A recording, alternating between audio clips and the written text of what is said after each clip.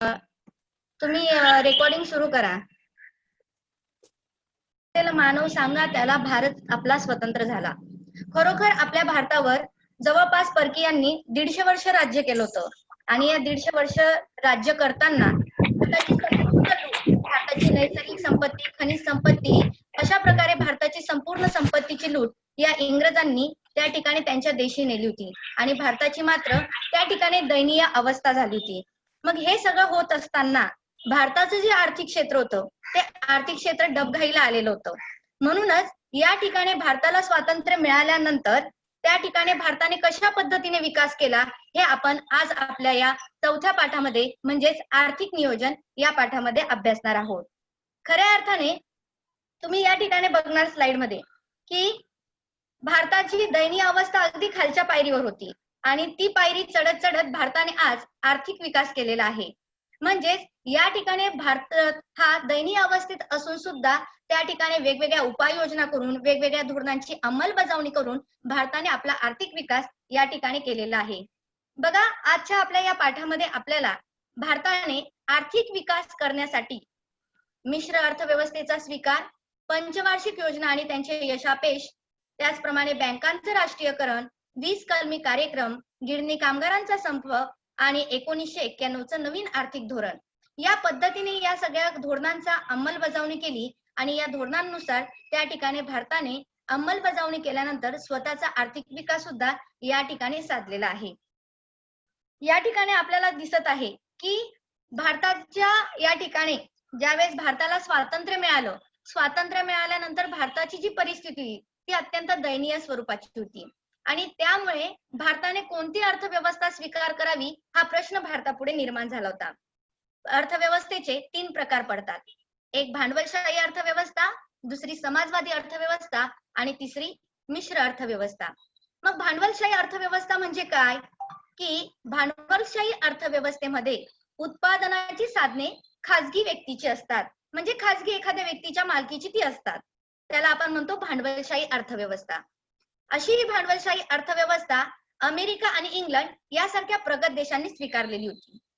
दुसरी अर्थव्यवस्था आहे ती म्हणजे समाजवादी अर्थव्यवस्था.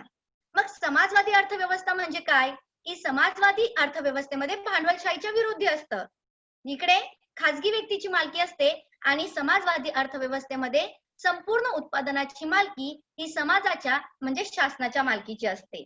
मग हे सगळं होत असताना दोघही अर्थव्यवस्थेमध्ये काही फायदेही आहेत आणि काही तोटेही आहेत आणि नेमकाच भारताला स्वातंत्र्य मिळाल्यानंतर भारताने कोणती अर्थव्यवस्था स्वीकारावी याविषयी टोकाची भूमिका न घेता भारताने मधल्या मार्गाचा स्वीकार केला आणि भारताने अर्थव्यवस्था स्वीकारली ती म्हणजे मिश्र अर्थव्यवस्था.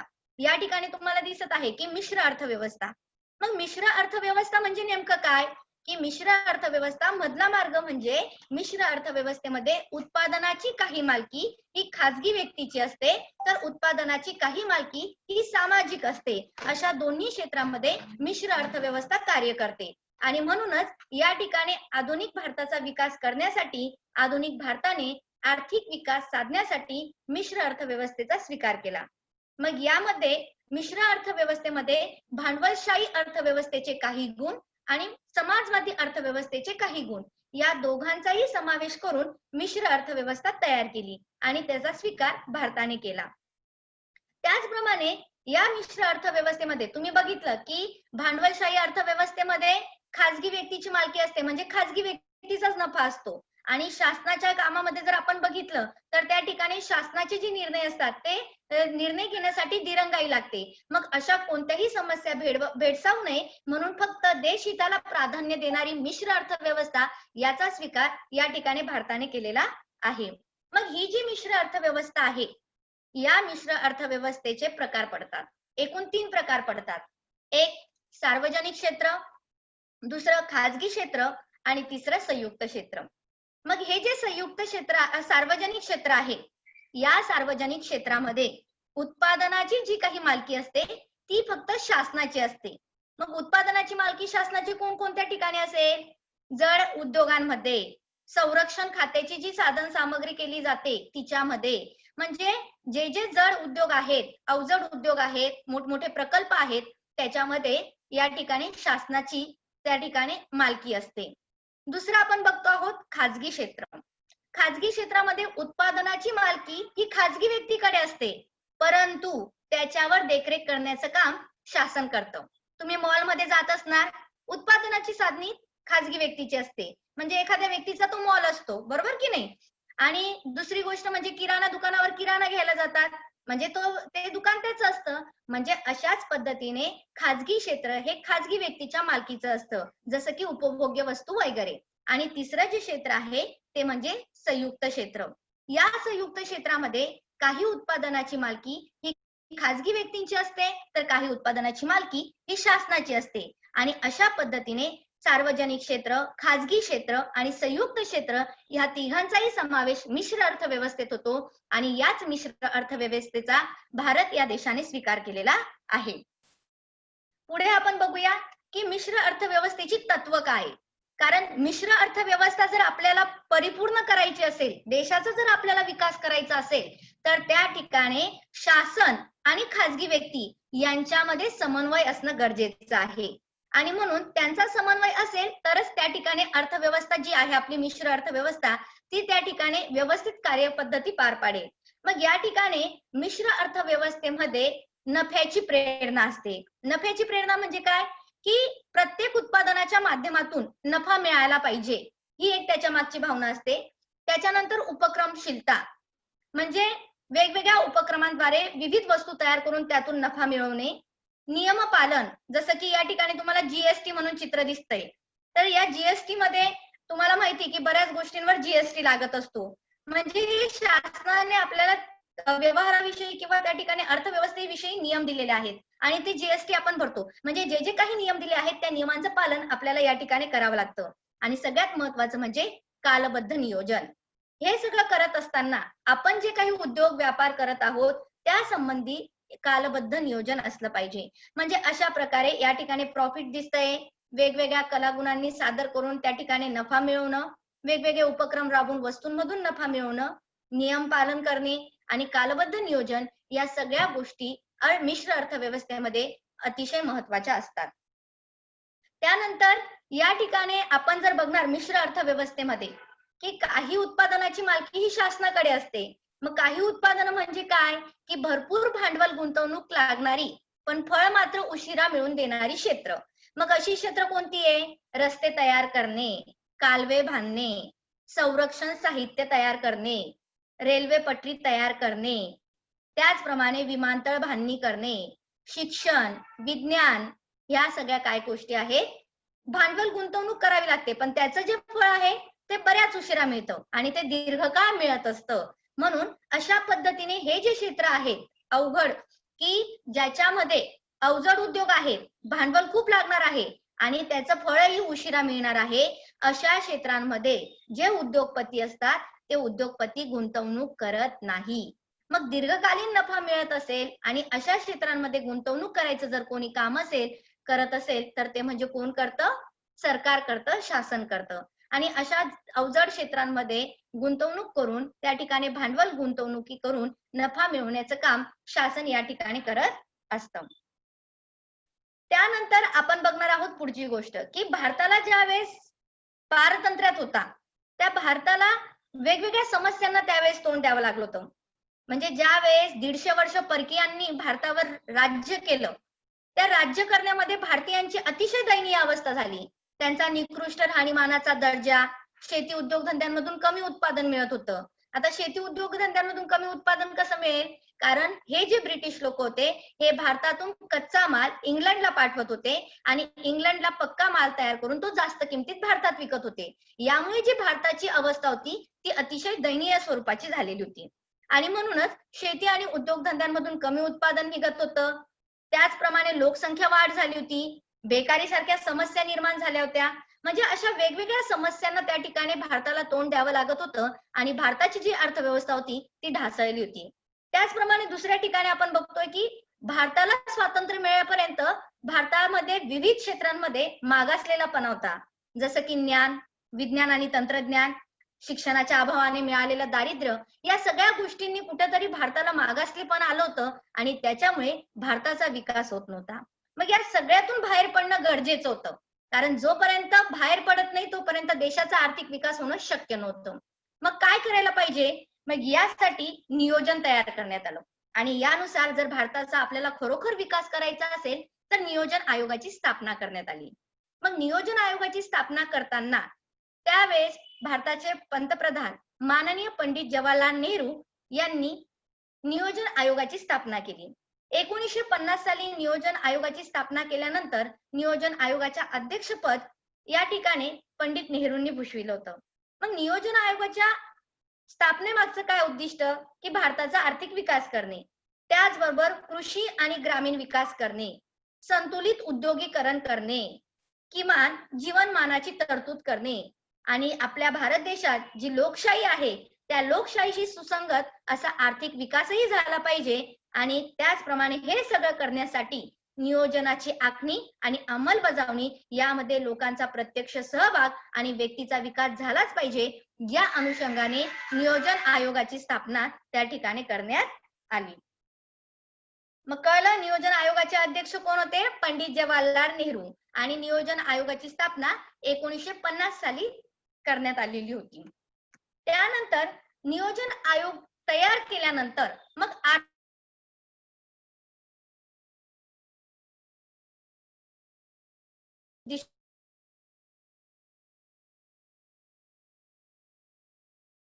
ठेवण्यात आली. पहिलं उद्दिष्ट त्यांनी ठेवलं तर राष्ट्रीय उत्पादनात वाढ झाली पाहिजे. विविध उद्योग निर्माण करून त्याच्यातून देशाचं उत्पन्न कसं वाढेल याचा विचार करणं हे महत्वाचं होतं. म्हणून आर्थिक नियोजनाचं पहिलं उद्दिष्ट होतं देशाचं उत्पन्न कसं वाढेल यावर भर देणं. दुसरी जी मूलभूत उद्दिष्ट होतं ते म्हणजे काय होतं की लोकसंख्या, त्या ठिकाणी लोकसंख्येची वाढ आहे ती लोकसंख्या वाढ आणि लोकांना त्या ठिकाणी उद्योगधंद्यांवर भर देऊन झपाट्याने औद्योगिकीकरण घडून आणणे हे त्या मागचं उद्दिष्ट होतं. मूलभूत उद्योगांवर भर देणे म्हणजे जी जी महत्वाची उद्योग आहेत त्या उद्योगांवर भर देऊन त्याच्यातून औद्योगिकीकरण घडून आणणे हे त्या मागचं उद्दिष्ट होतं. त्या ठिकाणी तिसरं जे उद्दिष्ट होतं ते म्हणजे अन्नधान्याच्या बाबतीत देश स्वावलंबी बनावा. म्हणजे प्रत्येक धान्य आपल्या देशात पिकवलं जावं म्हणजे जेणेकरून आपल्याला परकीयांची मदत घेता कामा नये. म्हणून अन्नधान्यांच्या बाबतीत देश स्वावलंबी बनावा म्हणजेच भारताची अन्नधान्याची गरज देशातील शेतीतूनच भागवली जाईल. त्यासाठी आपल्याला कोणत्याही देशावर अवलंबून राहण्याची गरज भासू नये आणि म्हणूनच कृषी उत्पादनात वाढ घडवून आणणे आणि त्याच्यातून हरित क्रांती आणि धवल क्रांतीचा उदय झाला. मग अशा पद्धतीने त्या ठिकाणी भारताचं आर्थिक उत्पन्न वाढवण्यासाठी त्याचप्रमाणे देशाला स्वावलंबीसाठी आणि कोणत्याही बाबतीत देशाने दुसऱ्यांकडून कुठलीही गरज अवलंबून राहू नये या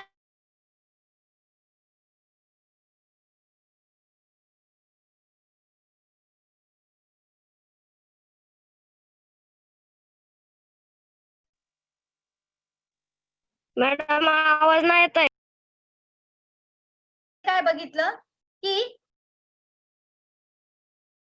राष्ट्रीय उत्पादनामध्ये वाढ झाली पाहिजे जेणेकरून भारत हे बघणार आहोत. आता धारा विद्युत म्हणजे काय? विद्युत म्हणजे तर तुम्हाला सर्वांना माहिती आहे. विद्युत म्हणजे मराठीमध्ये वीज आणि इंग्लिशमध्ये लाईट. आता वीज आणि लाईट आपल्याला सर्वांना माहिती आहे. आत्ताचं जग हे आधुनिक जग आहे. आधुनिक जगामध्ये विजेचं महत्व हे अनन्यसाधारण आहे. अनन्यसाधारण म्हणजे काय? आपल्याला आता प्रत्येक गोष्टीसाठी वीज लागते.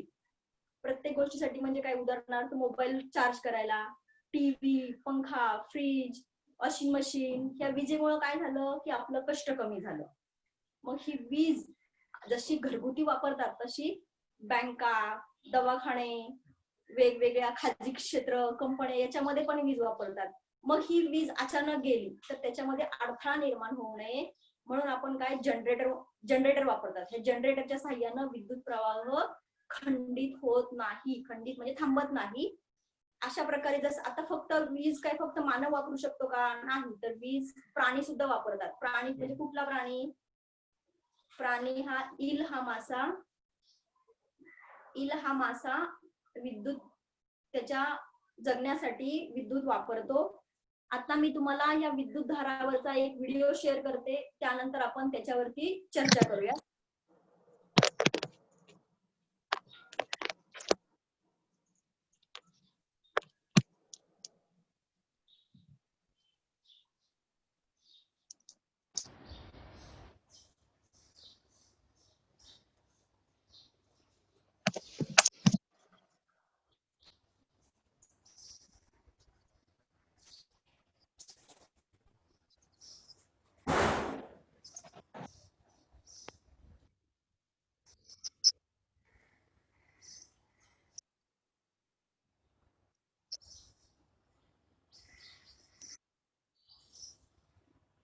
आधुनिक जगात विजेशिवाय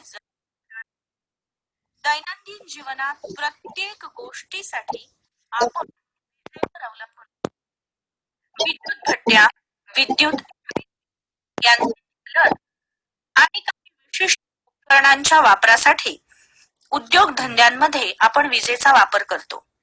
फ्रीज, विद्युत ओव्हन, मिक्सर, पंखे, धुलाई यंत्र, निर्वात स्वच्छता यंत्र, रोटी मेकर या सर्व आधुनिक घरगुती साधनांनी आपल्या श्रमाची आणि वेळेचीही बचत केलेली आहे. सन्मानार्थ विद्युत धारेच्या एककाला अँपियर हे नाव दिले गेले. विद्युत रोध आणि ओहमचा नियम. ओहमचा नियम: वाहकाची भौतिक अवस्था कायम असताना वाहकामधून वाहणारी विद्युत धारा ही त्या वाहकाच्या दोन टोकांमधील विभवांतरास समानुपाती असते. I समानुपाती V. I बरोबर kV. K हा स्थिरांक आहे. I गुणिले 1/K बरोबर V. 1/K बरोबर R बरोबर वाहकाचा रोध. I गुणिले R बरोबर V, अर्थातच V बरोबर IR. या सूत्रालाच ओहमचा नियम असे म्हणतात. वरील सूत्रावरून आपल्याला रोधाचे SI एकक मिळवता येते. विभवांतर व्होल्ट आणि विद्युतधारा अँपियर मध्ये मोजतात, म्हणून रोधाचे SI एकक V/A हे येईल. यालाच ओहम असेही म्हणतात. म्हणून 1 व्होल्ट छेद 1 अँपियर बरोबर 1 ओहम. 1 ओहम रोध वाहकाच्या दोन टोकांमध्ये 1 व्होल्ट विभवांतर प्रयुक्त केले असता वाहकातून 1 अँपियर विद्युतधारा जात असेल तर त्या वाहकाचा रोध 1 ओहम असतो. वाहकाची भौतिक अवस्था म्हणजे वाहकाची लांबी, काटछेदी क्षेत्रफळ, तापमान त्याचे द्रव्य होय. आता वाहकाचा रोध आणि रोधकता म्हणजे काय हे पाहूया. आपण हे पाहिलेलं आहे की वाहकात प्रचंड प्रमाणामध्ये मुक्त इलेक्ट्रॉन्स असतात.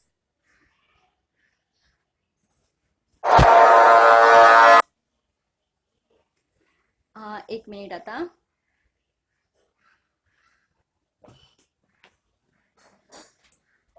आपण व्हिडिओ बघितला की त्या व्हिडिओमध्ये विभव आणि विभवांतर, त्यानंतर विद्युत घटाचे विभवांतर, त्यानंतर काय बघितलं आपण, त्यानंतर बघितलं की मुक्त इलेक्ट्रॉन, तारेतून जाणारी विद्युतधारा, रोध आणि ओहमचा नियम. आता आपण पहिल्यांदा बघणार आहे विभव आणि विभवांतर. विभव म्हणजे काय, तर विभव म्हणजे तुम्हाला थोडं आठवतंय का बघा, तुम्ही धबधबा पाहिला असेल. धबधबा कसा वाहतो, डोंगरावरून खाली पडतो, म्हणजे उंच बिंदूवरून खालच्या बिंदूवर, वरच्या बिंदूवरून खालच्या बिंदूवर पडतो. किंवा तुम्ही जलविद्युत प्रकल्पाची आकृती तरी पाहिली असेल, तुम्ही पाहिला नसेल तरी जलविद्युत प्रकल्पामध्ये पण एका ठराविक उंचीवरून पाणी खाली सोडलं जातं आणि मग त्या पाण्याच्या फोर्सनी विद्युत जी ऊर्जा निर्माण होते त्याला जलविद्युत ऊर्जा असे म्हणतात. आता म्हणजेच काय, विभव म्हणजे काय. मॅडम कमी आवाज येतोय तुमचा. काय बोलले, आवाज लय कमी येतोय. कमी येतोय. ओके.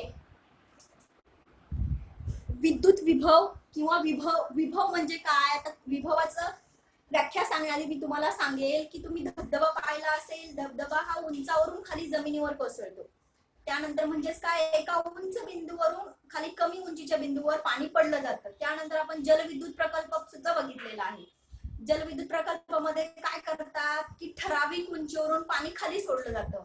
म्हणजे काय की दोन बिंदू मधील प्रवाहाची जी पातळी आहे त्या दोन बिंदूच्या अंतरावरून ठरवली जाते. दोन बिंदू मध्ये अंतर असेल तर पाणी वाहिलं जातं. आता विभव आणि पाण्याचा काय संबंध आहे. विभव म्हणजे काय, विभव सुद्धा पाण्याप्रमाणेच आहे. पाण्याप्रमाणेच विभवाची व्याख्या लिहून घ्या. पाण्याप्रमाणेच विद्युत प्रवाह. Hello teacher. हॅलो.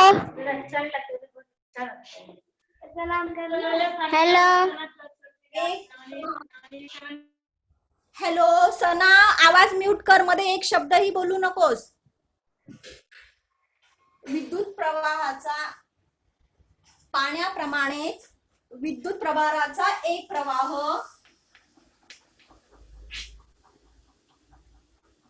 असतो, म्हणजेच विद्युत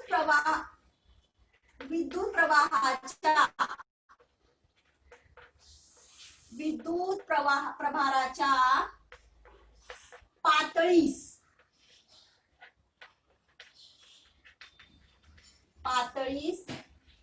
विद्युत विभव असे म्हणतात.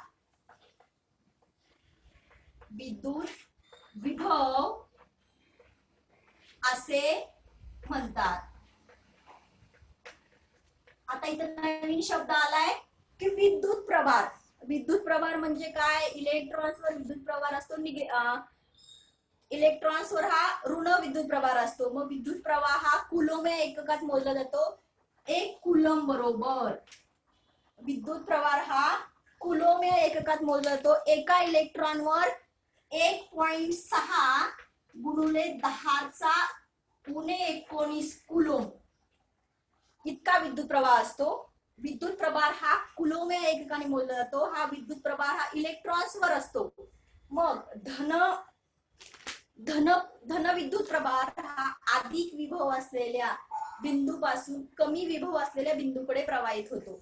आपण यापूर्वी अभ्यासलं की बहुतांश विद्युत प्रवाह हा इलेक्ट्रॉन्सच्या वहनामुळे होतो. इलेक्ट्रॉन्सवर हा ऋण विद्युत प्रभार असतो, म्हणून बहुतांश हा विद्युत प्रवाह हा इलेक्ट्रॉन्सच्या वहनामुळे निर्माण होतो. इलेक्ट्रॉन्स कमी विभवाच्या बिंदूपासून जास्त विभवाच्या बिंदूकडे प्रवाहित होत असतात.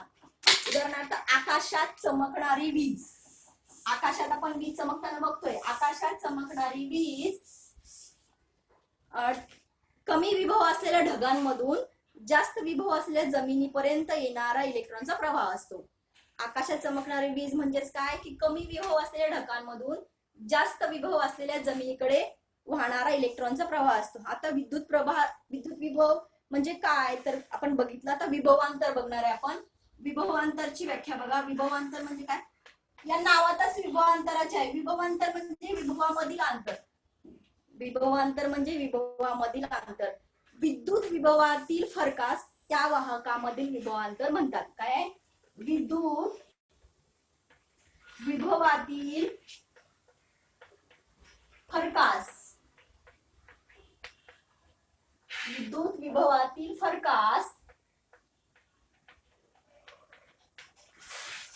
त्या वाहकामधील विभवांतर म्हणतात.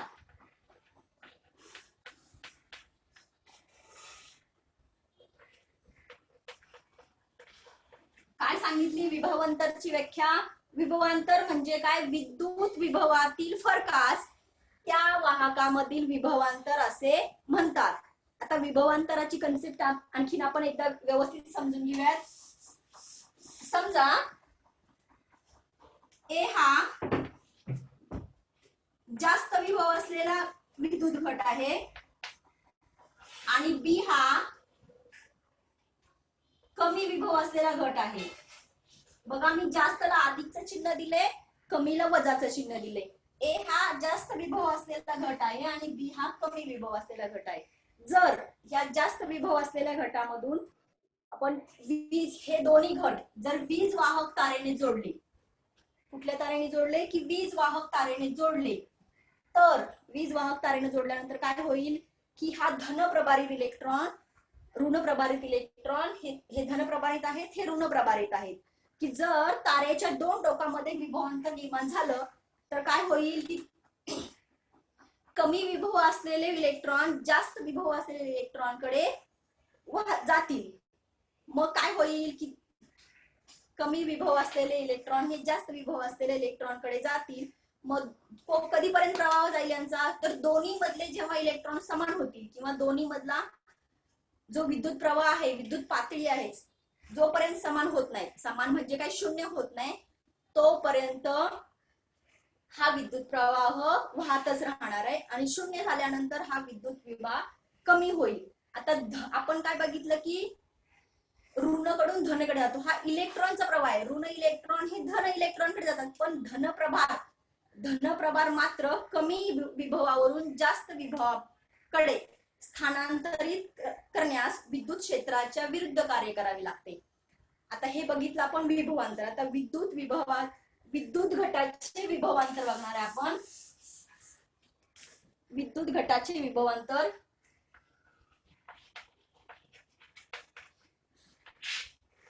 विद्युत घटाचे विभवांतर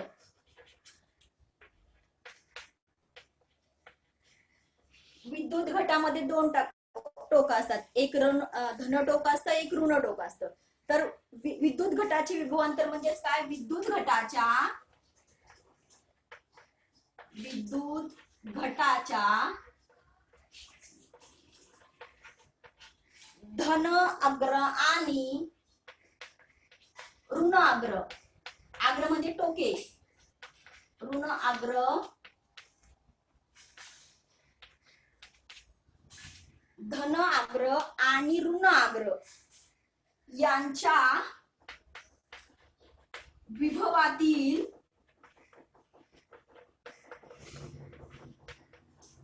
फरकास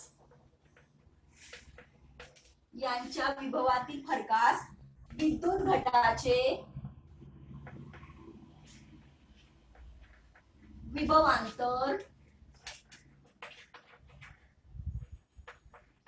म्हणतात.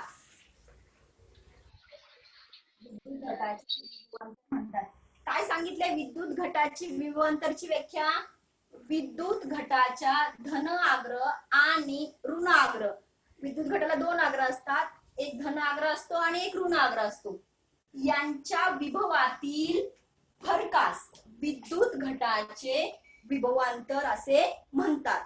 आता म्हणजेच काय? बिंदू ए पासून बिंदू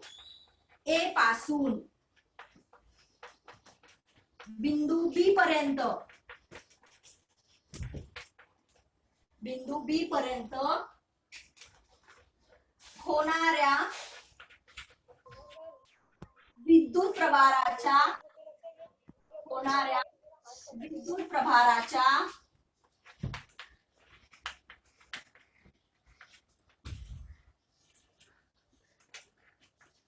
वहनाला विभवांतर म्हणतात. त्यानंतर विभवांतराची आणखी एक व्याख्या आहे. व्याख्या म्हणजे सूत्र तयार होतं ते विभवांतराचं, विद्युत घटाचे विभवांतराचं ते सूत्र काय आहे ते बघूयात आपण. 2 बिंदू मधील विभवांतर. सूत्र आहे 2 बिंदू मधील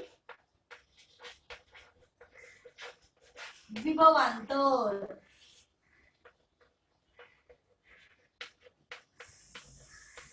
इथे जागा नसल्यामुळे मी खाली लिहिते 2 बिंदू मधील विभवांतर बरोबर कार्य छेद स्थानांतरित झालेला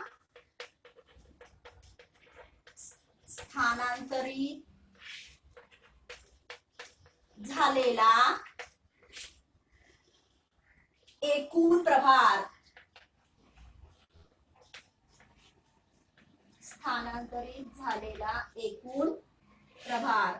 आता कार्य, मागच्या प्रकरणात आपण बघितलं की कार्याला आपण W वापरतो. जसं विभवांतराला आपण एक CA लेटर वापरणार आहे, तसं कार्याचा W आहे आणि प्रभाराचा आहे Q. म्हणजेच काय? फी बरोबर W छेद Q. मग फी 1 व्होल्ट, फी म्हणजेच व्होल्ट.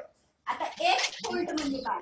1 व्होल्ट बरोबर कार्य आपण कशात मोजतो? तर कार्य आपण जूल या एककात मोजतो. 1 व्होल्ट बरोबर 1 जूल. जूलचं जे, आणि आपण प्रभार कशात मोजतो? मी सुरुवातीला सांगितलेलं प्रभार हा कुलोम या एककात मोजतात. कुलोम म्हणजे 1 कुलोम. म्हणजेच काय? 1 व्होल्ट बरोबर 1 जूल छेद 1 कुलोम. मग एक कुलोमची व्याख्या कशी सांगायची किंवा व्होल्टची व्याख्या कशी सांगायची व्होल्ट एककाची? एक कुलोम विद्युत प्रवाह एका बिंदूपासून दुसऱ्या बिंदूपर्यंत, एक कुलोम विद्युत प्रवाह एका बिंदूपासून दुसऱ्या बिंदूपर्यंत विस्थापित होताना जर 1 जूल कार्य घडत असेल तर त्या दोन टोकांमधील विभवांतर 1 व्होल्ट आहे असे म्हणतात. काय एक व्होल्टची व्याख्या काय सांगितली? एक कुलम विद्युत प्रवाह एका बिंदूपासून दुसऱ्या बिंदूपर्यंत विस्थापित होण्यासाठी जर 1 जूल कार्य घडत असेल तर त्या दोन टोकांमधील विद्युत विभवांतर हे 1 व्होल्ट आहे असे म्हणतात. तुम्हाला लिहून घ्यायची असेल तर आपण व्याख्या सांगू 1 व्होल्टची. आता पुढे बघणार आहे आपण मुक्त इलेक्ट्रॉन. मुक्त इलेक्ट्रॉन म्हणजे काय बघा, हे न्यूक्लियस आहे, धातूचं केंद्र आहे. न्यूक्लियस म्हणजे केंद्र आणि या केंद्रकाभोवती असे इलेक्ट्रॉन आहेत. असे इलेक्ट्रॉन मुक्त असतात. तिथे इलेक्ट्रॉन असतो, तो इलेक्ट्रॉन हा पूर्ण कडे फिरू शकतो. असे आणखीन असे इलेक्ट्रॉन असतात.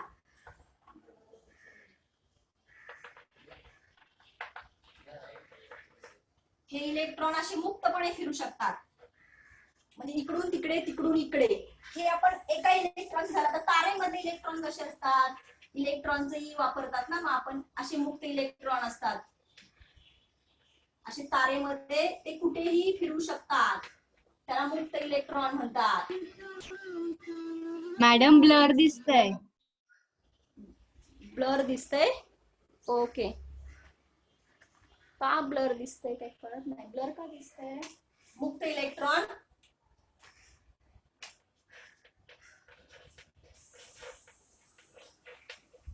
आता झालं क्लिअर? नाही मॅडम. अरे मुलांना तुम्ही मध्ये काहीच बोलू नका, तुम्ही फक्त शांतपणे ऐका. मुक्त इलेक्ट्रॉन, मुक्त इलेक्ट्रॉन म्हणजे काय बघा, कोणत्याही धातुरूप विद्युत वाहकाच्या, मुक्त इलेक्ट्रॉन म्हणजे काय, कोणत्याही धातुरूप विद्युत वाहकाच्या प्रत्येक अणूजवळ एक किंवा एकापेक्षा जास्त इलेक्ट्रॉन असे असतात की जे अणु केंद्रकाशी अतिशय क्षीण, क्षीण म्हणजे काय, एकदम कमी, क्षीण बलाने बद्ध असतात. त्यांना मुक्त इलेक्ट्रॉन म्हणतात. मुक्त इलेक्ट्रॉनची व्याख्या काय सांगितली बघा, कोणत्याही धातुरूप, मुक्त इलेक्ट्रॉनची तुम्हाला व्याख्या विचारली जाते परीक्षेला, कोणत्याही धातुरूप विद्युत वाहकाच्या,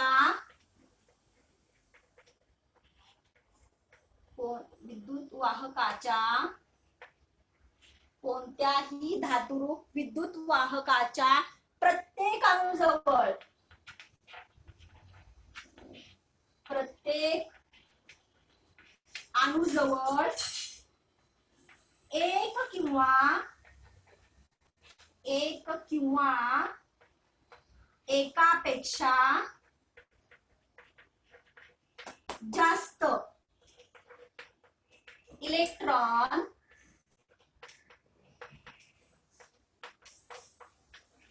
असे असतात की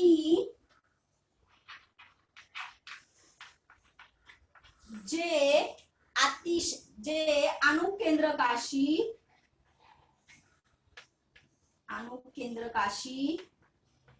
अतिशय क्षीण, अतिशय क्षीण म्हणजे एकदम कमी, अतिशय अणुकेंद्रकाशी अतिशय क्षीण बलाने बद्ध असतात. बद्ध म्हणजे बांधलेले असतात. त्यांना मुक्त इलेक्ट्रॉन म्हणतात. काय व्याख्या आहे बघा मुक्त इलेक्ट्रॉनची? व्याख्या महत्वाची आहे म्हणून मी फळ्यावर लिहून देते. ज्या व्याख्या महत्वाच्या आहेत ते मी फळ्यावर लिहून देईल.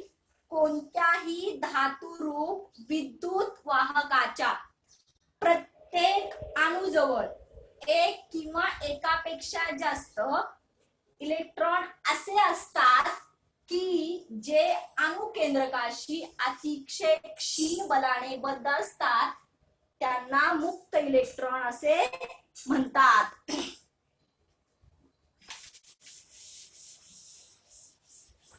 त्यांना मुक्त इलेक्ट्रॉन असे म्हणतात. मग मुक्त इलेक्ट्रॉन म्हणजे काय? त्यामुळे मुक्त इलेक्ट्रॉनचे ऋण प्रभाराचेही वहन होते.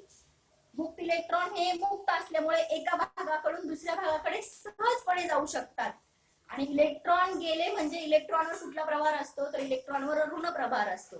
गेल्यामुळे एका भागाकडून दुसऱ्या भागाकडे सहजपणे गेल्यामुळे इलेक्ट्रॉनचा प्रवाही एकाकडून दुसरीकडे जातो. म्हणजेच वाहकातील मुक्त इलेक्ट्रॉन हे ऋण प्रभाराचे वाहक असतात. पुढचा पॉइंट आहे तारेतून जाणारी विद्युतधारा. तारेतून जाणारी विद्युतधारा. त्याच्यासाठी मी आधी एक मिनिट आकृती काढून घेते. आकृतीवरून तुम्हाला मग सांगता येईल. अशा दोन आकृती काढते. एक आकृती अ काढूयात आणि ही काढूयात आकृती ब.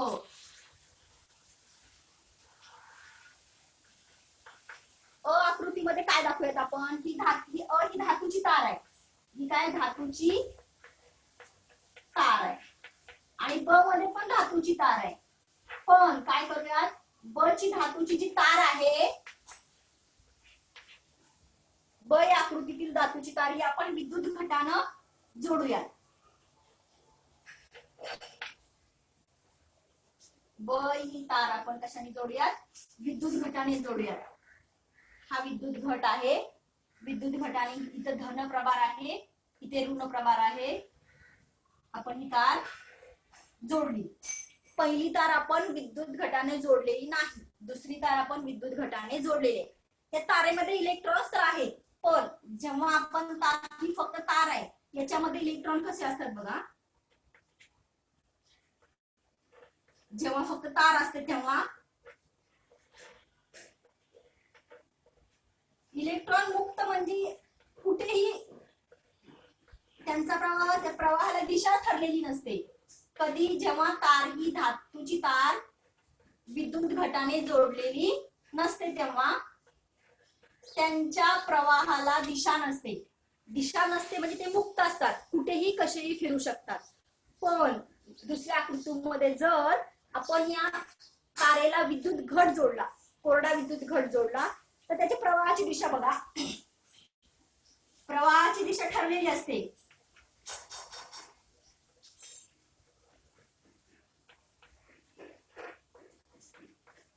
तार जोडली की ते सर्व एका लाईननी म्हणजे कुठं ऋण प्रभाराकडून धन प्रभाराकडे वाहिले जातात.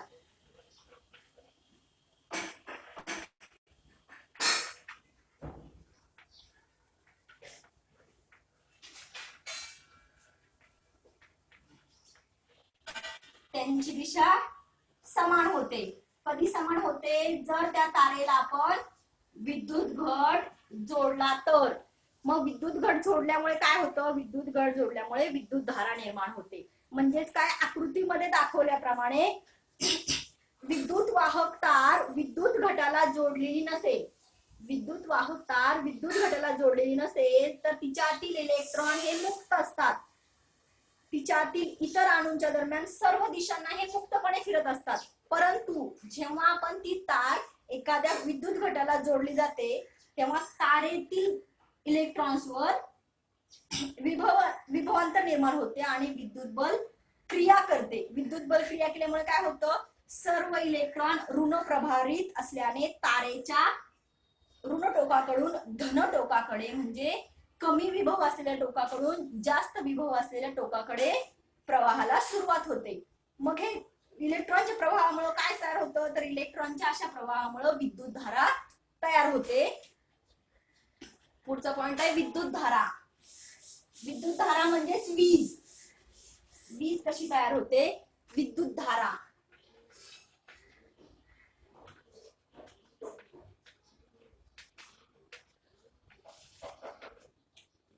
विद्युत धारा, वाहकातून वाहणारा इलेक्ट्रॉनचा प्रवाह म्हणजे विद्युत धारा.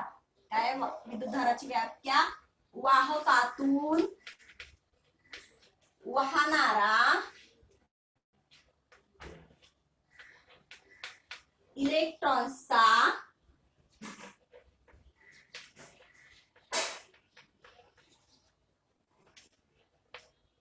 प्रवाह म्हणजे विद्युत धारा.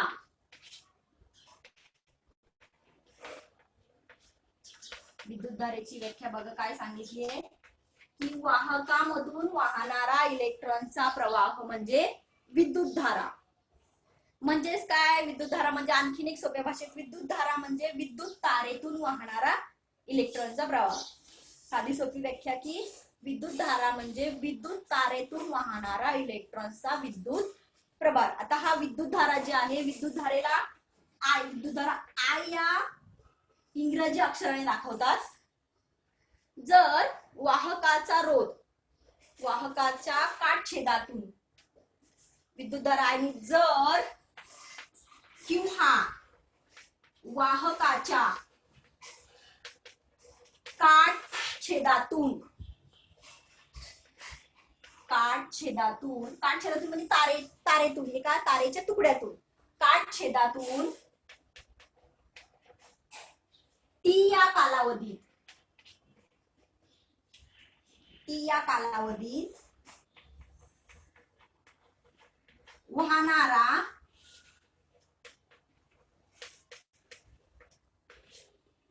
कालावधीत वाहणारा विद्युत प्रभार असेल.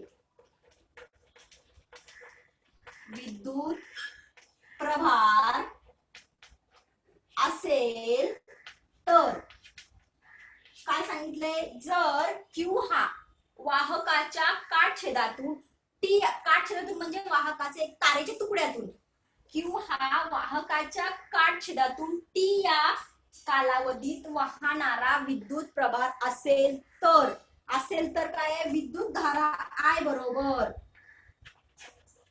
विद्युत धारा I बरोबर विद्युत धारा I या अक्षर दाखवतात Q छेद T. Q हा विद्युत प्रभार आहे, T म्हणजे कालावधी आपण सेकंद मध्ये मोजणार आणि Q विद्युत प्रभाराचे एकक आहे कुलोम.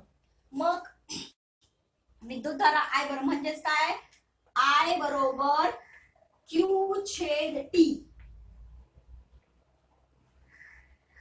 I विद्युत धारा, Q विद्युत प्रभार, T म्हणजे कालावधी.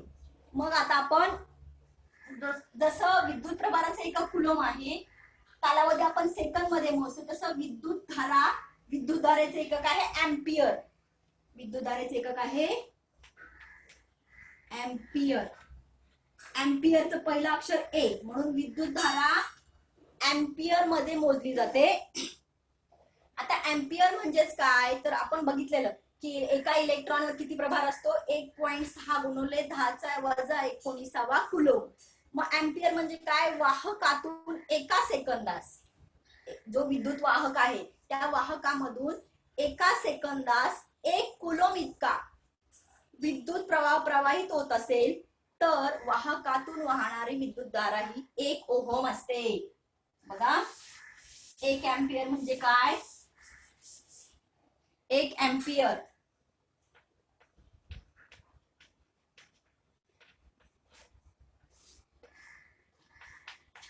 एम्पियर वाहकातून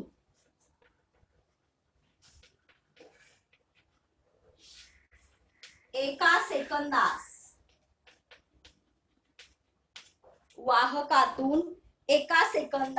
1 कुलोम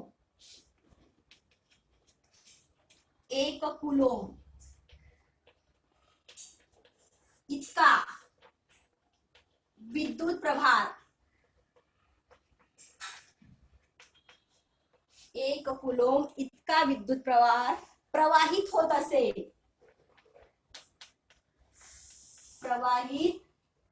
होत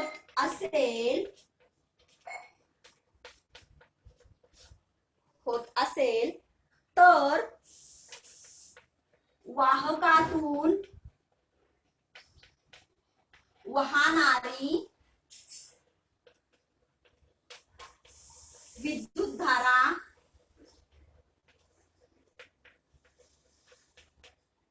1 एंपियर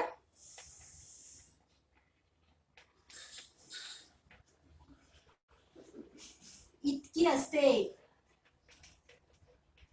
1 एंपियर इतकी असते. आता 1 एंपियर म्हणजेच काय? 1 एंपियर बरोबर 1 कुलोम छेद 1 सेकंद. 1 एंपियर बरोबर 1 कुलोम छेद 1 सेकंद. आपलं सूत्र काय होतं? आपण विद्युतधारेचं सूत्र वापरलेलं आय म्हणजे एंपियर विद्युतधारा, कुलोम आहे विद्युत प्रभार आणि टी कोणाचे एकक आहे?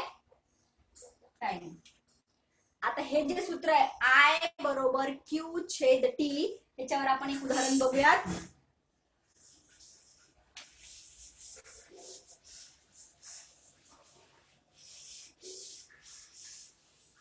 काय उदाहरण बघूयात?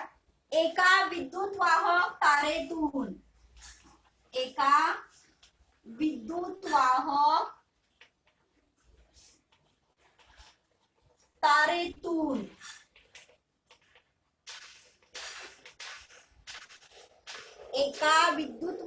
तारेतून 0.4 एंपियर इतकी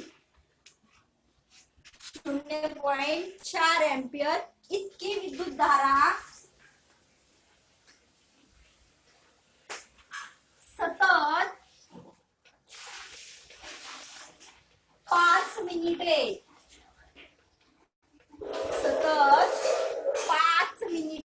प्रवाहित होत असेल 5 मिनिटे प्रवाहित होत असेल तर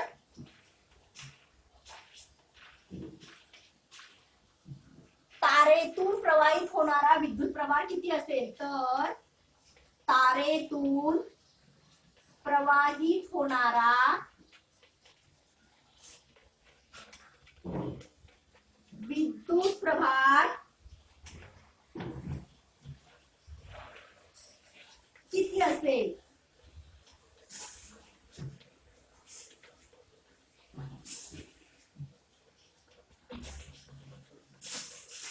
काय उदाहरण आहे बघा. एका विद्युतवाहक तारेतून 0.4 इतकी विद्युतधारा सतत 5 मिनिटे प्रवाहित होत असेल तर तारेतून प्रवाहित होणारा विद्युत प्रभार किती असेल? सोडवायचं कसं उदाहरण बघा. पहिल्यांदा दिलेलं लिहायचं. दिलेले काय काय दिलेले आपल्याला बघा. दिलेले एंपियर ए लिहिले म्हणजे इथं आयची किंमत दिली आहे, कारण आयचं एकक विद्युतधारेचं एकक. आय म्हणजे विद्युतधारा, विद्युतधारेचं एकक एंपियर आहे, म्हणून आय बरोबर 0.4 एंपियर. त्यानंतर 5 मिनिटे हा कालावधी आहे. आपण टी मध्ये म्हणतो. टी बरोबर 5 मिनिटे. 5 मिनिटे. पण आता इथं कालावधी हा मिनिटामध्ये दिलाय, आपल्याला कालावधी हा सेकंदामध्ये पाहिजे. मग टी सेकंदामध्ये कसं रूपांतर होईल बघा. टी बरोबर 5. एका मिनिटामध्ये 60 सेकंद असतात, म्हणून मोठ्याचं लहानामध्ये रूपांतर करायचंय, म्हणून गुणाकार होणार. 5 मिनिट हे मोठं एकक आहे आणि सेकंद हे लहान एकक आहे. मग मोठ्या एककाचं लहान एककात रूपांतर करण्यासाठी 60 ने गुणावं लागेल. 5 गुणुले 60. 5 गुणुले 60 किती होईल? 6×5 = 30. 300 सेकंद. 300 सेकंद. आणि आता काय विद्युत प्रभार काढायचंय. विद्युत प्रभार क्यू नी दाखवतात, म्हणून विद्युत प्रभार बरोबर किती? आपलं सूत्र काय आहे? आय बरोबर क्यू छेद टी. आय आय बरोबर म्हणजे विद्युतधारा बरोबर विद्युत प्रभार छेद कालावधी टी. मग आता आय ची किंमत दिली आपल्याला म्हणून आता टी हे भागिले इकडे गेल्यानंतर काय होईल गुणुले होईल म्हणजे काय होईल आय गुणुले टी बरोबर क्यू.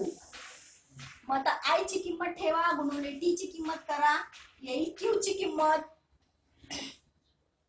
म्हणजेच काय येईल आय बरोबर सॉरी क्यू बरोबर आय ची किंमत आहे 0.4 गुणुले टी ची किंमत आहे 300.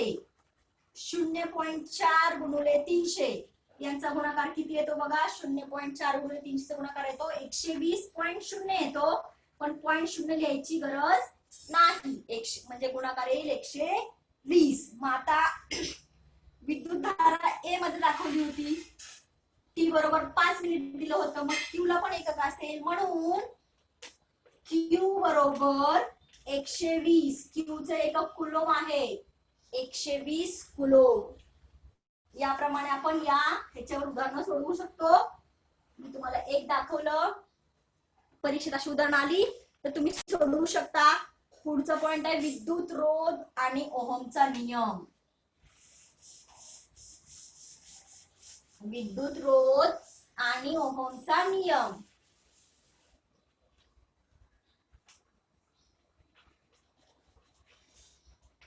आता रोध म्हणजे काय रोध म्हणजे थोडक्यात अडथळा. रोध म्हणजे अडथळा व ओहमचा नियम.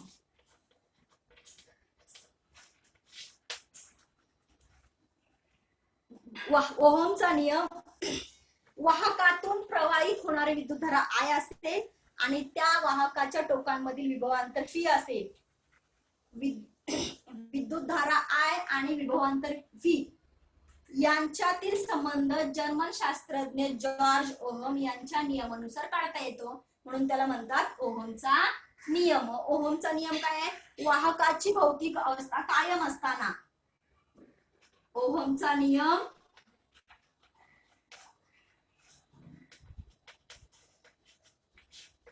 वाहकाची भौतिक अवस्था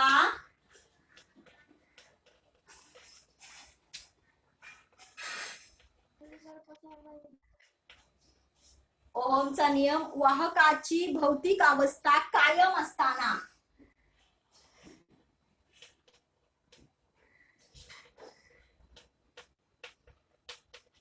वाहकामधून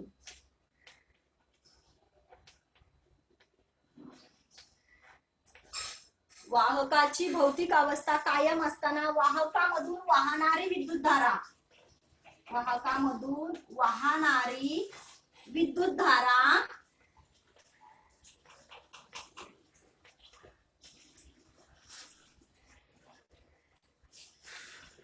ही त्या वाहकाच्या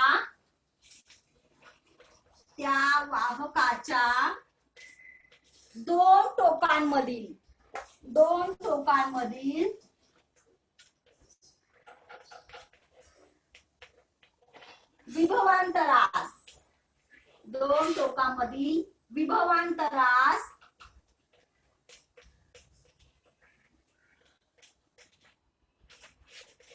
समानुपाती असते.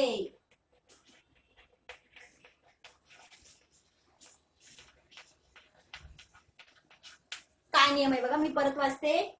ओहमचा नियम वाहकाची भौतिक अवस्था कायम असताना वाहकामधून वाहणारी विद्युतधारा ही त्या वाहकाच्या दोन टोकांमधील विभवांतराशी समानुपाती असते. समानुपाती म्हणजे समचलनात असते.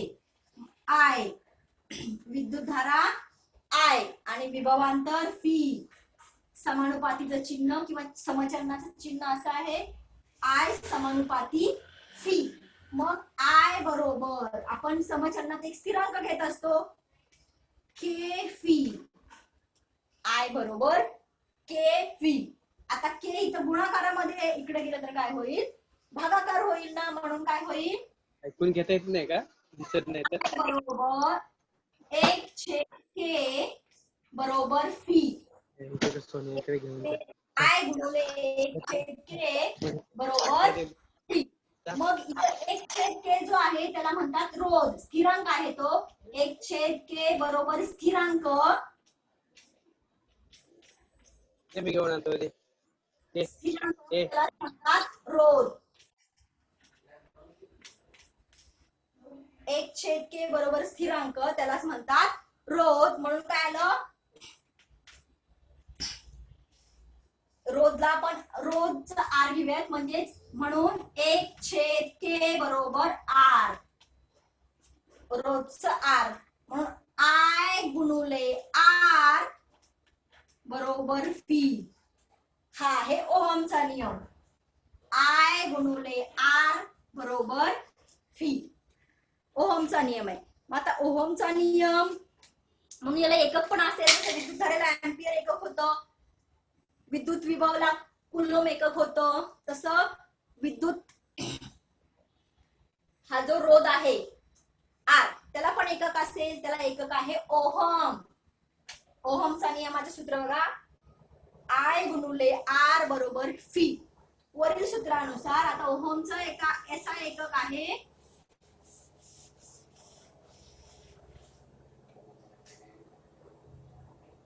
ओहम. या रोधाचं एसा एकक आहे ओहम. टीचर दिसत नाही. ओहम हे एकक, ओहम हे एकक नाही आहे. या चिन्हाने दर्शवतात. टीचर दिसत नाही.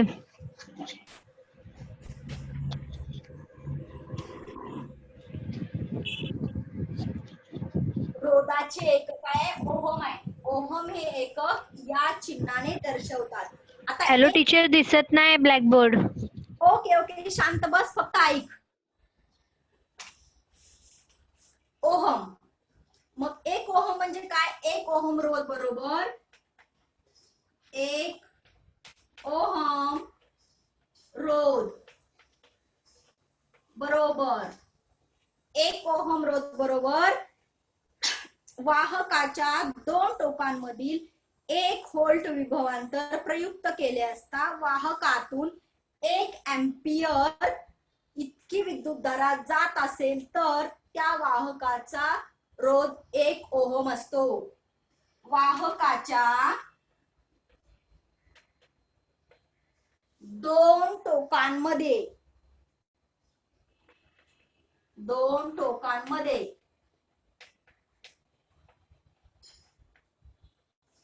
वाहकाच्या 2 टोकांमध्ये 1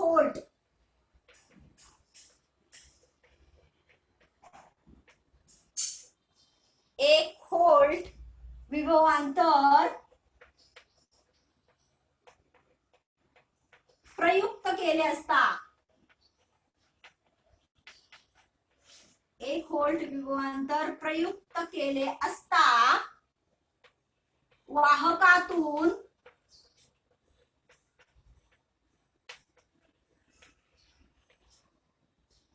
1 अँपियर विद्युतधारा, वाहकातून 1 अँपियर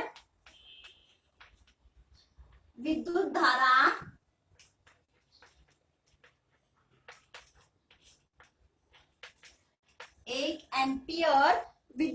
जात असेल तर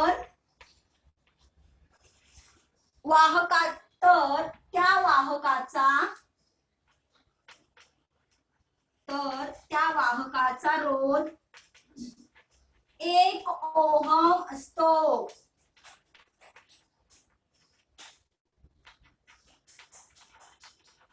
काय व्याख्या लिहिली मी परत वाचते. वाहकाच्या 2 टोकांमधील 1 व्होल्ट विभवांतर प्रयुक्त केले असता वाहकातून 1 अँपियर विद्युतधारा जात असेल तर वाहकाचा रोध 1 ओहम असतो. म्हणजेच काय, 1 व्होल्ट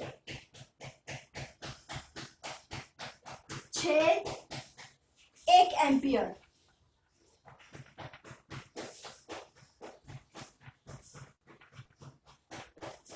एक व्होल्ट छेद 1 एम्पियर बरोबर 1 ओहम. 1 व्होल्ट छेद 1 एम्पियर बरोबर 1 ओहम. आता आपण आतापर्यंत बघितलं. पुढच्या भागासाठी मी तुम्हाला एक व्हिडिओ शेअर करते.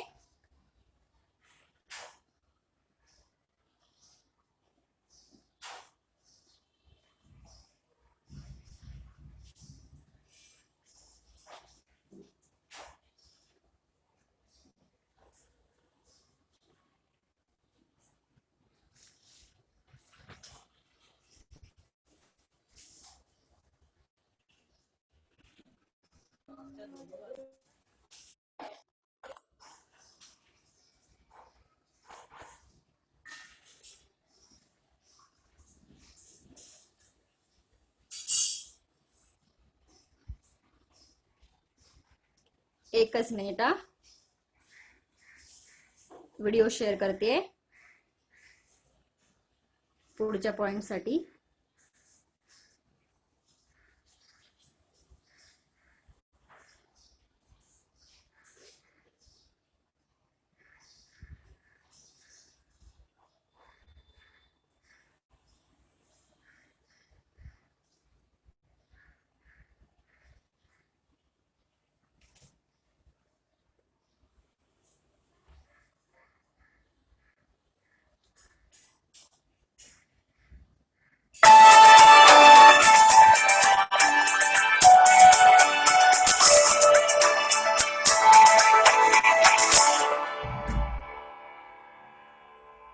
वाहकाचा रोध व रोधकता, रेझिस्टंट अँड रेझिस्टिव्हिटी. मुलांनो, आता आपण वाहकाचा रोध व रोधकता याविषयी माहिती घेऊ. ही आकृती पहा. आकृतीत खूप मोठ्या प्रमाणात मुक्त इलेक्ट्रॉन्स दिसत आहेत. हे इलेक्ट्रॉन्स आपल्याला यादृच्छिक गतीत म्हणजेच फुलपाखराची गती जशी स्वच्छंद असते त्यासारख्या गतीत मुक्तपणे फिरताना दिसत आहेत.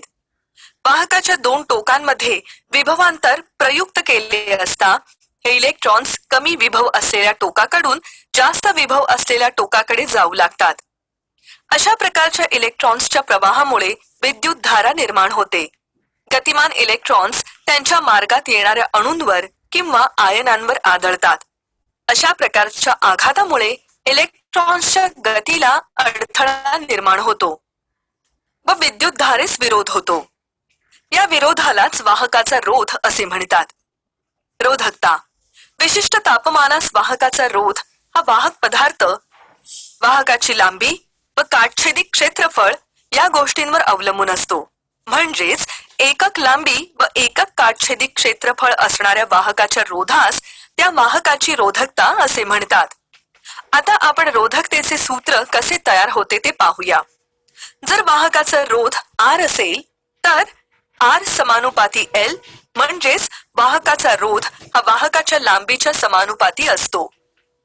R समानुपाती 1/A म्हणून R समानुपाती L/A. R बरोबर P पूर्णांक L/A. यातील R समानुपाती L/A हे रोधाचे सूत्र आहे आणि P हा समानुपातता स्थिरांक आहे. या स्थिरांकास वाहक पदार्थाची रोधकता म्हणजेच रेझिस्टिव्हिटी असे म्हणतात. SI पद्धतीत रोधकतेचे एकक ओहम मीटर आहे. रोधकता हा पदार्थाचा विशिष्ट गुणधर्म आहे. पदार्थाची रोधकता ही भिन्न म्हणजेच वेगवेगळी असते. उदाहरणार्थ तांब्याची रोधकता बरोबर 1.7 गुणिले 10⁻⁸ ओहम मीटर आहे. तर नायक्रोमची रोधकता बरोबर 1.1 गुणिले 10⁻⁶ ओहम मीटर आहे. तर हिऱ्याची रोधकता बरोबर 1.62 गुणिले 10⁻13 ते 1.62 गुणिले 10⁻18 ओहम मीटर आहे.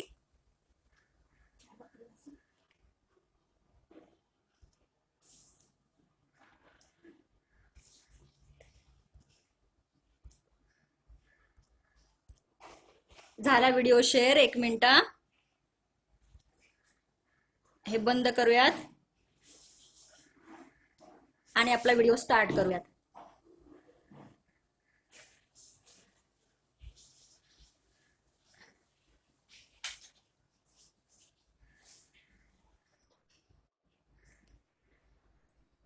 ब्लरच दिसतंय आता पण. हो टीचर. ओके ओके, एक मिनिट हा. 5च मिनिटाचा पार्ट राहिलाय आपला. ठीक आहे. ते ब्लर का दिसते काही समजत नाही मला.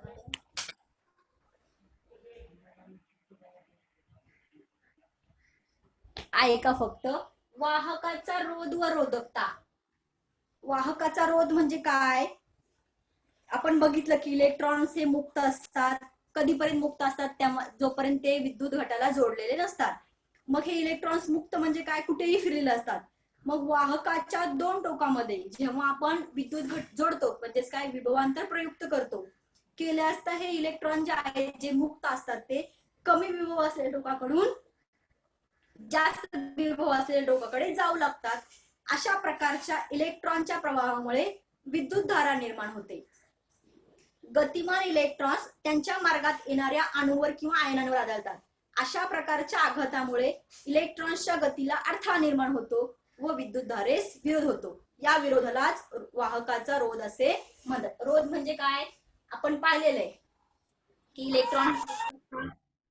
इलेक्ट्रॉन मुक्त असतात. जे इलेक्ट्रॉन मुक्त असतात त्यांना त्यांच्यावर जर विभवांतर प्रयुक्त केलं, आपण विभवांतर प्रयुक्त केलं म्हणजेच काय, जर त्यांना विद्युत घट जोडला तर काय होतं? इलेक्ट्रॉनचा प्रवाह सुरू होतो. कमी विभव असलेले इलेक्ट्रॉन जास्त विभव असलेल्या इलेक्ट्रॉन टोकांकडे प्रवाहित होतात. मग हे जेव्हा प्रवाहित होतात तेव्हा विद्युत धारा निर्माण होते. मग हे प्रवाहित होत असताना, प्रवाहित म्हणजे जेव्हा ते इलेक्ट्रॉन एका टोकाकडून दुसऱ्या टोकाकडे जात असतात म्हणजे गतिमान असतात, तेव्हा त्यांच्या मार्गात येणाऱ्या अणू आहेत किंवा आयन आहेत त्या अणू आणि आयनांवर आढळतात. मग ते आढळल्यामुळे त्यांना काय होतो? अडथळा निर्माण होतो. तो अडथळा म्हणजेच वाहकाचा रोध होय. आणि रोधकता म्हणजे काय? रोधकता म्हणजे काय? एकक लांबी व एकक काटछेदी क्षेत्रफळ असणाऱ्या वाहकाच्या रोधास त्या वाहकाची रोधकता असे म्हणतात. रोधकतेची व्याख्या आहे एकक लांबी व एकक काटछेदी क्षेत्रफळ असणाऱ्या वाहकाच्या रोधास त्या वाहकाची रोधकता म्हणतात. आता वाहकाची रोधकता काढण्यासाठी पण एक सूत्र आहे. वाहकाचा रोध R आहे माहितीये. वाहकाची लांबी L म्हणूयात आणि काटछेदी क्षेत्रफळ A म्हणूयात. रोध R, लांबी L आणि काटछेदी क्षेत्रफळ म्हणजे एरिया, लांबी म्हणजे लेंथ, ते वापरू शकतो आपण. मग सूत्र कसं तयार करायचं? वाहकाचा रोध जो आहे तो लांबीला समानुपाती असतो, तसेच आणि तो रोध क्षेत्रफळाला व्यस्तानुपाती असतो. व्यस्तानुपाती म्हणजे काय? 1/1. रोध समचलन L, रोध व्यस्तचलन 1/, क्षेत्रफळ म्हणजे काटछेदाची लांबी. मग आता हे दोन्ही एकत्र केले तर काय होईल? R समचलनात L/A असं होईल. R समचलनात L/A. मग P बरोबर R बरोबर इथं स्थिरांक आपण P वापरणार आहे. P/L/A. P/L/A. P म्हणजे रोधकता. या ठिकाणी P हा समानुपाती स्थिरांक आहे. P हा काय? स्थिरांक आहे. P हा स्थिरांक आहे. मग रोधक बरोबर काय? या स्थिरांकास वाहकाची रोधकता असे म्हणतात. रोधकतेचं एकक, जसं रोधाचं एकक ओम आहे तसं रोधकतेचं एकक आहे ओहम मीटर. ओहम मीटर म्हणजे इथं मध्ये रोध पण आहे आणि लांबी पण आहे म्हणून ओहम मीटर हे रोधकतेचं एकक आहे. ही रोधकता ही प्रत्येक पदार्थाची वेगवेगळी असते. रोधकता म्हणजेच काय? एक गुणधर्म आहे. तो गुणधर्म प्रत्येक पदार्थासाठी वेगवेगळा असतो. म्हणजे काय? उदाहरणार्थ पदार्थ म्हणजे काय? धातू. आपल्या भाषेमध्ये धातूची रोधकता. आता तांबे हा एक धातू आहे, त्याची रोधकता किती आहे? 1.7 × 10⁻⁴ ओहम मीटर तांब्याची रोधकता झाली. तसं नायक्रोम हा एक धातू आहे, त्याची रोधकता किती आहे? 1.1 × 10⁻⁶ ओहम मीटर.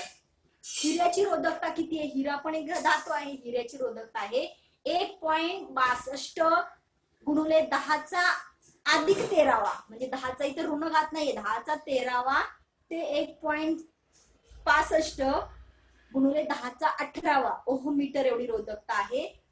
अशा प्रकारे आज आपण विभव आणि विभवांतर, त्यानंतर विद्युत घटाचे विभवांतर, मुक्त इलेक्ट्रॉन, तारेतून वाहणारा विद्युत प्रवाह, विद्युतधारा, ओहमचा नियम, वाहकाचा रोध आणि रोधकता इत्यादी पाठ बघितले. राहिलेला पुढचा पाठ आपण उद्या बघूयात.